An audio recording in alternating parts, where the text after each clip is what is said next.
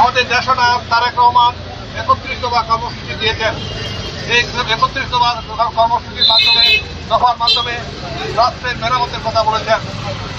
আপনারা দেখেছেন 3টি নির্বাচনে আওয়ামী লীগ যেভাবে নির্বাচন করেছে সেখানে কিন্তু জনগণের রায় প্রতিষ্ঠিত হয়নি, জনগণের ভোটের অধিকার কেড়ে নেওয়া হয়েছে।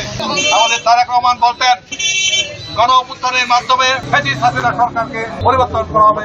তার প্রতিফলন হচ্ছে ছাত্র জনতার আন্দোলন, ফাঁসি ও কাজ ৩৬ জুলাই। কাজে আমাদের সচেতন থাকতে হবে। এখন সবার টার্গেট হচ্ছে বিএনপি, কারণ বিএনপি যদি দেশ শাসন করে আওয়ামী লীগ সহ অন্য দলের জীবনে ক্ষমতার আসার সম্ভাবনা নেই। আমার প্রিয় নেতৃবৃন্দকে আপনাদের সজাগ থাকতে হবে, সচেতন থাকতে হবে। অনেকে নির্বাচন চায় না, কেন চায় না? এর জন্য সমর্থনের দাম ধরে না। কিন্তু বিএনপি জনগণের দল, জনগণের ক্ষমতায় বিশ্বাসী। এই কারণে বাংলাদেশ জাতীয়তাবাদী দল বৃহত্তম দল এবং আগামী যে সরকার গঠন করবে।